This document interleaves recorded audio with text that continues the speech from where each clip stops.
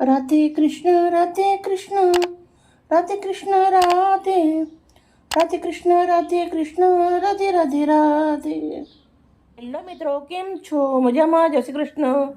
આજે સરસ મજાનો જમાજમ વરસાદ પડી રહ્યો છે અને આપણે બનાવવાનું છે ગ્રીન મસાલામાં અળવી મસાલા. ગ્રીન મસાલાથી બનાવીશું આપણે સરસ મજાનું અળવી મસાલા. એકદમ દેશી અળવી છે, બહુ જ સરસ ઘરની આવેલી છે, ઘરેથી ગામડેથી. તો આપણે ગ્રીન મસાલામાં અળવી મસાલા બનાવીશું. તો સૌથી પહેલાં મેં અળવી લઈ લીધી છે, 750 ગ્રામ એટલી અળવી છે. એને બાફી લેવાની છે.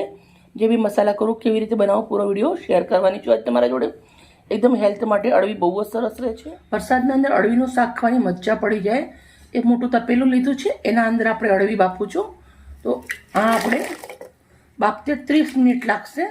30 મિનિટના અંદર આવી બફાઈ જશે. કુકરમાં બાફો 3 સીટીમાં થઈ જાય, પણ આપણે કુકરનો ઉપયોગ નથી કરવાનો, તપેલાનો ઉપયોગ કરવાનો છે. 30 મિનિટ પછી આપણે અળવી બફાઈ જાય એટલે અળવીને સરસ મજાની છોલી લેવાની છે. મળીએ 30 મિનિટ પછી.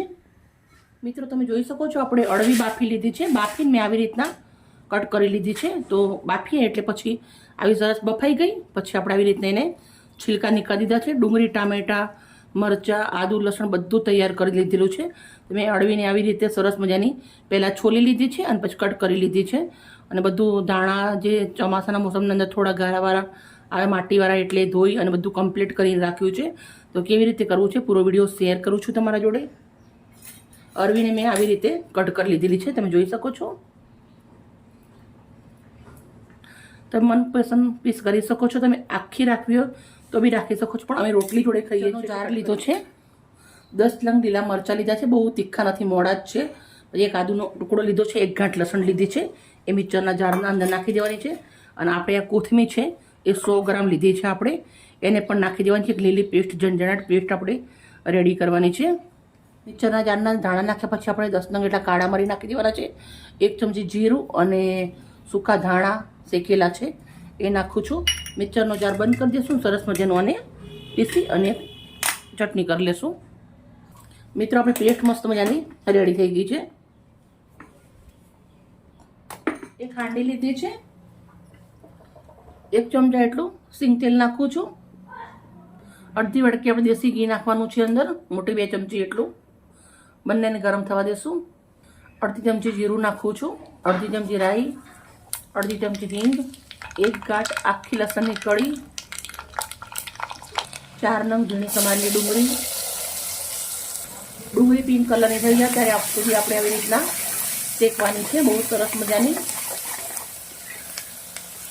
ડુંગળીનો કલર ચેન્જ થઈ જાય ત્યાં સુધી આપણે સરસ મજાની ડુંગળી શેકી લેશું. ડુંગળી સરસ મજાની લાલ થઈ ચૂકી છે, તમે જોઈ શકો છો. મસ્ત લાલ થઈ ગઈ છે ડુંગળી. હવે જે આપણી પેસ્ટ બનાવી છે ગ્રીન એ નાખી દેવાની છે. સરસ મિક્સ કરી દેશું.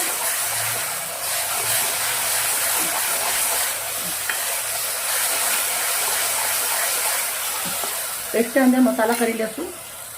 અડધી ચમચી હળદર નાખું છું, અડધી ચમચી મીઠું નાખું છું, 1 ચમચી ધાણા જીરું નાખું છું, અડધી ચમચી એટલો આપણે ગરમ મસાલો નાખવાનો છે. હવે પેસ્ટને સરસ શેકી લેવાની છે. શેકેલી પેસ્ટના અંદર આપણે હવે ટામેટાં નાખી દેવાના છે. ટામેટાં લાસ્ટમાં નાખવાના છે. ટામેટાં નાખ્યા પછી આપણે એવી રીતે મિક્સ કરી દઈશું. 2 મિનિટ સુધી શેકી લેશું પેસ્ટને. પેસ્ટ શેકાઈ ગઈ છે. મિક્સરના જારના અંદર જે આપણે પેસ્ટ બનાવી હતી એના અંદર 2 ચમચી પાણી રેડ્યું છે, મસાલા બળી ના જાય એના માટે. સરસ પેસ્ટને શેકી લેવાની છે.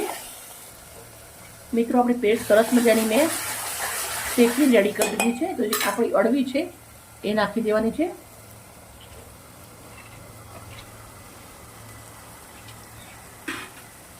અળવી નાખ્યા પછી આપણે જોડે લીલા દાણા નાખી દેવાના છે. હવે સરસ પેસ્ટને મિક્સ કરવાની છે. મિત્રો તમે અળવીનું શાક ખાધું હશે અને મેં પણ રસોઈના અંદર આપણી ચેનલના અંદર રસોઈમાં ઘણું બધું બનાવેલું છે, પણ એકવાર તમે આવી રીતે બનાવજો, તમને બહુ જ સરસ લાગશે, ટેસ્ટી લાગશે, એકદમ મસાલેદાર છે, મસ્ત. આવી રીતે સરસ મજાનું અને આપણે 5 મિનિટ સુધી એવી રીતના શેકવાનું છે એને. મિત્રો તમે જોઈ શકો છો 5 મિનિટ જેવું થઈ ગયું છે. મસ્ત મજાનું આપણું શાક રેડી થઈ ગયું છે. ચલો હવે સર્વ કરશું. કરી દીધો છે. એક પ્લેટ લીધી છે. પ્લેટના અંદર હું શાકને સર્વ કરું છું. મિત્રો તમે રોટલી જોડે ના ખાવું તમે એમને બી ખાઈ શકો છો. એમને બી બહુ જ સરસ લાગે છે. મારા ભાઈઓ તો એમને જ ખાય છે. એમને બહુ જ ભાવે અળવીનું શાક આવી રીતે બનાવેલું, તો એ લોકો એમને જ ખાય છે, પણ અમે રોટલી જોડે ખાઈએ છીએ. એકદમ સિમ્પલ અને ટેસ્ટી અળવી મસાલા રેડી છે. તો મેં ગરમા ગરમ રોટલી બનાવી દીધેલી છે, તો આપણે રોટલી જોડે સર્વ કરું છું. મિત્રો તમે જોઈ શકો છો એકદમ બહુ જ મસ્ત દેખાય છે. એનું લુક જેટલું સરસ દેખાય છે, ખાવામાં પણ જોરદાર છે. તો ઓકે મિત્રો, બાય બાય. કાલે મળીએ નવી રેસીપી સાથે.